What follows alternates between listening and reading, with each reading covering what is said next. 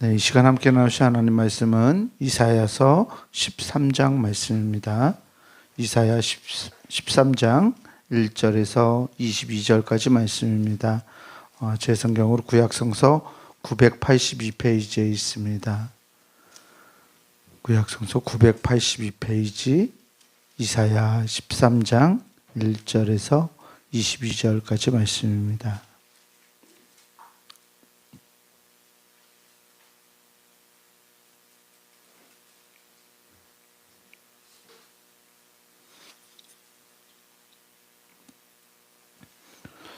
말씀 제가 이제 여러분들한테 나누어서 교독하겠습니다. 아모스의 아들 이사야가 바벨론에 대하여 받은 경고라.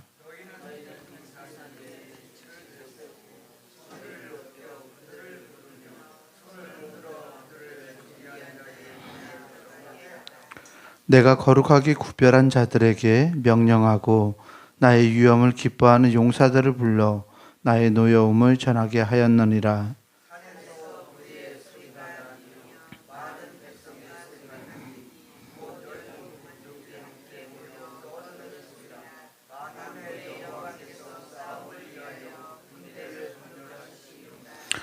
무리가 먼 나라에서 하늘 끝에서 왔음이여 곧 여호와와 그의 진노의 병기라 온 땅을 멸하려 함이로다.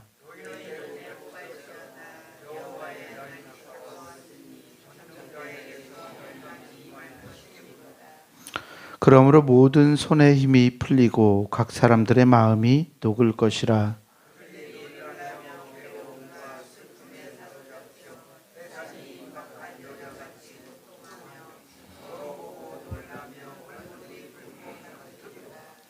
보라, 여호와의 날 곧 잔혹히 분냄과 맹렬히 노하는 날이 이르러 땅을 황폐하게 하며 그 중에서 죄인들을 멸하리니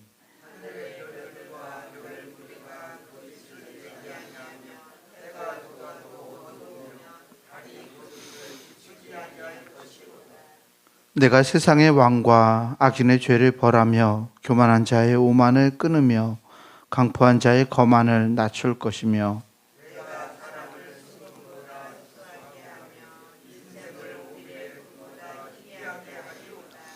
그러므로 나 만군의 여호와가 분하여 맹렬히 노하는 날에 하늘을 진동시키며 땅을 흔들어 그 자리에서 떠나게 하리니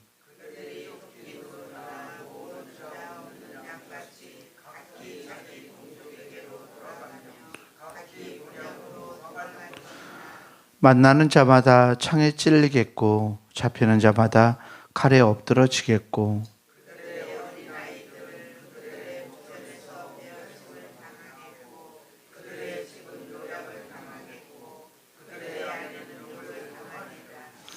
보라, 은의 돌아보지 아니하며 금을 기뻐하지 아니하는 메대 사람을 내가 충동하여 그들을 치게 하리니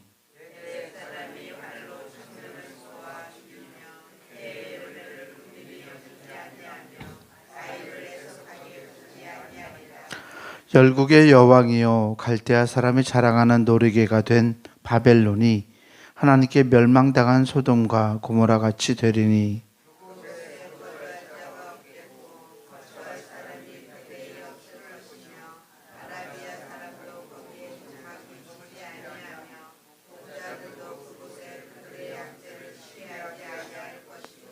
오직 들짐승들이 거기에 엎드리고 부르짖는 짐승이 그들의 가옥에 가득하며 타조가 거기에 깃들이며 들량이 거기에서 뛸 것이요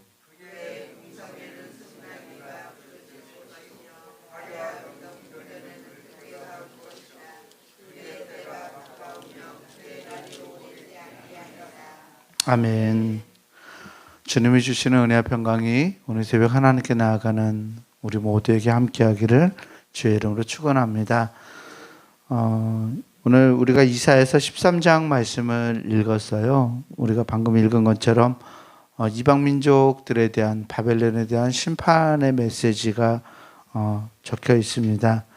하나님이 바벨론을 심판하시는 이야기를 말씀하고 있는데 이 바벨론은 세상을 상징하기도 하고 또 하나님께서 도구로 삼으셨다가 이렇게 버리게 되는 그런 제국을 상징하기도 합니다. 하나님이 바벨론을 통해서 교만했던 다른 민족, 유다와 또 아시리아를 심판하시고 또 바벨론도 그렇게 하나님께서 심판하시게 되는 것을 이야기하고 있는데요. 아모스의 아들 이사야를 통해서 이 바벨론에 대한 심판의 메시지를 선언하면서 하나님께서 왜 이들이 심판받을 수밖에 없는지를 밝히고 계세요. 하나님의 날이 임하면 먼저 하나님께서 그 바벨론을 심판할 민족들을 부르시는 걸 볼 수 있어요. 너희는 2절 말씀을 보면 너희는 민둥산 위에 기초를 세우고 소리를 높여 그들을 부르며 손을 흔들어 그들을 존귀한 자의 문에 들어가게 하라. 그리고 3절에서도 용사들을 불러 나의 도여움을 전하게 하였느니라 라고 하면서 만국으로부터 이 바벨론을 심판할 사람들을, 민족들을, 용사들을 그렇게 부르십니다.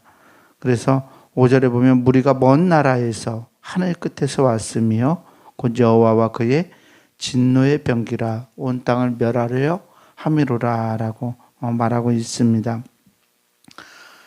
사람들이 하나님의 부르심에 함께 응답해서 여러 민족에서 이 바벨론을 심판할 수 있는 민족들이 몰려오게 되고 그리고 드디어 심판 선언이 임하게 됩니다. 6절에 선지자가 이렇게 선언하는데요. 너희는 애곡할지어다 슬퍼하며 울라고 말하죠. 여호와의 날이 가까웠으니 전능자에게서 멸망이 임할 것이미로다. 아멘. 바벨론을 심판하는 것은 기쁜 소식일까요? 나쁜 소식일까요? 바벨론이 했던 것들을 생각하면 바벨론이 심판받는 것은 기쁜 소식이에요. 그런데 문제는 이 바벨론이 하나님에게 도구로 쓰임을 받았다는 데 있습니다. 그러니까 하나님께서 하나님의 백성들, 유다와 이스라엘 백성들을 깨닫게 하시려고 바벨론을 사용하시죠. 그런데 그 바벨론이 이제는 심판의 대상이 되는 거예요. 아수르가 그랬죠. 아수르가 북왕국 이스라엘을 무찌르는 하나님의 도구가 되었지만 아수르가 도구의 역할을 감당하지 못했을 때 도구로 사용하고 하나님은 그 아수르를 버리셨어요. 왜냐하면 그들이 하나님의 말씀을 듣는 것보다 자기의 자기의 능력을 더 의지했기 때문에 그렇습니다. 바벨론에 대한 심판 선언도 그래요. 하나님의 도구로 사용될 수 있지만 그래서 하나님께서 잠깐 쓰실 수 있지만 하나님의 뜻에 합당하지 않는 제국은 또다시 그렇게 버려지는 것을 볼 수 있습니다. 얼마나 우리들에게는 두려운 말일까요? 우리는 이스라엘 민족들이 하나님의 선민이 되었고 우리 하나님 백성이었지만 그들이 하나님 앞에서 바르게 서지 못해서 선민으로서 하나님의 백성으로서의 물론 하나님께서 그들을 여전히 사랑하시지만 하나님의 백성으로서의 세상에서의 어떤 주도권을 그리스도인들에게 빼앗겼던 것을 볼 수 있어요. 그것을 보면서 우리가 이스라엘 걔네들이 예수님을 잡아 죽여서 또는 하나님을 바르게 섬기지 못해서 그랬다라고 좋아할 게 아니라는 생각을 우리는 기억해야 합니다. 우리 또한 하나님 앞에서 하나님의 백성으로서의 역할을 감당하지 못하면 우리 그리스도인들 또한 이런 운명에 처할 수 있기 때문에 그렇습니다. 그래서 여호와의 날이 임하는 것, 하나님의 날이 진노의 날이 임하는 것은 굉장히 슬프고 무서운 일입니다. 그날이 오면 모든 손에 힘이 풀리고 7절에 각 사람의 마음이 녹을 것이라 라고 말하고 있어요. 손이라는 건 어떤 권력이나 권세를 뜻하죠. 하나님의 날이 되면 모든 손에 힘이 풀려서 권력이나 권세가 아무 쓸모가 없이 무너지고 힘이 사라지게 됩니다. 그들이 놀라며 괴로움과 슬픔에 사로잡혀서 해산에 임박한 여자같이 고통하며 서로 보고 놀라며 얼굴이 불꽃 같으리로다 라고 말하고 있어요. 하나님의 날이 임하면 흥분하고 부끄러워서 그들의 얼굴이 불꽃처럼 붉어지게 되고 또 슬픔과 놀람과 고통 가운데 처하게 될 거라고 말하고 있는 것입니다. 그날에는 또 12절 말씀을 보면 내가 사람을 순금보다 희소하게 하며 인생을 오빌의 금보다 희귀하게 하리도다. 무슨 말이냐면요. 사람을 보는 것이 어렵다라는 이야기죠. 심판이 워낙 격렬하고 그 진노가 맹렬하여서 이 심판 속에서 살아남을 자들이 적어진다라는 의미입니다. 하나님의 심판의 날이 되면 이런 일들이 벌어지는데요. 그 심판의 이유를 11절에서 이렇게 말씀하고 있어요. 내가 세상의 악과 악 때문에 심판하시죠. 악인의 죄 때문에 악인의 죄를 벌하며 교만한 자의 오만을 끊으며 강포한 자의 거만을 낮출 것이며. 아멘. 세상의 악, 악인의 죄, 그리고 교만한 자의 오만, 강포한 자의 거만이라고 말하고 있습니다. 하나님과의 관계를 바르게 가지지 않는 세상이 그 교만함으로 인해서, 그 오만으로 인해서 심판받을 것이라고 말씀하고 있어요. 교만은, 특별히 교만은 에덴 동산에서부터 인간이 하나님에게서 멀어지는 어떤 문제의 근원이 되었습니다. 교만은 하나님과 우리의 이웃들을 사랑하지 않는 거예요. 하나님을 사랑하지 않아서 자기가 하나님같이 되려는 것을 교만이라고 말하죠. 사람을 사랑하지 않아서 사람 위에 올라가고 사람을 통치하고 사람 위에 서려고 하는 것이 교만입니다. 그 교만은 그래서 모든 악 중에서 가장 크고 중한 악으로서 이야기되고 있는데요. 이 교만함 때문에 이 바벨론이 그렇게 멸망할 것이라고 말하고 있는 거예요. 오늘 우리들이 이 바벨론이 멸망하는 이유를 바라보면서 특별히 우리의 모습을 살펴볼 필요가 있습니다. 얼마나 우리는 안전하다고 생각하고 살아가는지, 특별히 하나님 앞에서 우리가 교만하지는 않았는지, 여전히 죄인이고 여전히 죄악된 삶을 살아가면서 내가 하나님의 사람이라고 다른 이들 앞에서 자랑스러워해야겠지만 다른 이들 앞에서, 세상 앞에서 하나님의 사람인 것을 교만함으로써 보이고 다른 사람들보다 위에 있으려고, 그들 위에 서려고 그렇게 우리가 생각한다면 이 교만함에서 우리는 하나님의 날에 이 진노를 피할 수 없을 것입니다. 특별히 하나님이 하시는 일들을 또 하나님에게 돌려야 할 영광을 우리가 취하는 것도 교만함의 일부예요. 그리스도인들이 그것을 잊지 않고 살아가야 할 줄 믿습니다.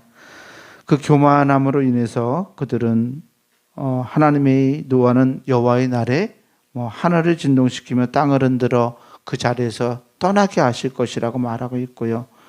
14절 말씀에서는 그 민족들이 포로되었던 민족들이 쫓긴 노루나 모으는 자 없는 양같이 각기 흩어져 버린다고 이야기하죠. 고향으로 돌아가는 그 민족들이 험난함을 경험할 것이고, 그로 인해서 계속 욕을 당하고 모욕을 당하고 아이들이 매어침을 당하는 어려움들을 겪게 될 것이라고 말하고 있습니다. 오늘 말씀을 통해서 우리는 하나님 앞에서 우리가 어떤 자세를 취해야 할지를 발견하게 됩니다. 우리가 서 있다고 생각하는 순간에 넘어지게 될 것을 조심해야 할 줄 믿습니다. 하나님의 사람은 겸손하고 또 교만하지 아니하는 사람인 줄 믿습니다. 우리가 교만하지 않고 겸손한 모습으로 하나님과 우리의 이웃들을 사랑하고 그들을 섬겨낼 때, 또 하나님께 영광을 돌리며 살아갈 때 우리를 통해서 하나님이 세상을 변화시켜 주실 줄 믿습니다. 하나님의 도구로 귀하게 사용되고 우리가 도구인 만큼 그것이 우리의 능력이 아니라 하나님께 영광을 돌려야 하는 일임을 세상에 알림으로 하나님을 영화롭게 하며 또 세상 사람들을 구원해가는 귀한 도구로 사용되는 우리 모두가 되기를 주의 이름으로 간절히 축원합니다. 기도하겠습니다. 사랑과 은혜의 하나님 감사합니다. 우리를 하나님의 사람으로 부르신 것이 오로지 하나님의 은혜인 줄 믿습니다. 귀한 은혜를 받은 자임에도 불구하고 하나님, 우리가 그 은혜를 우리의 것이라고 생각했을 때 하나님 내어침을 당할 수밖에 없음을 말씀을 통해서 발견합니다. 하나님의 도구로 사용되었던 바벨론이었지만 하나님 그들이 교만하고 또 오만했을 때, 강팍했을 때 하나님 하나님 그들 위에 진노의 날이 임했음을 말씀을 통해서 보았습니다. 하나님, 우리가 행여나 이렇게 강팍한 자로, 교만한 자로 하나님 앞에 서게 되지 않을까 두렵습니다.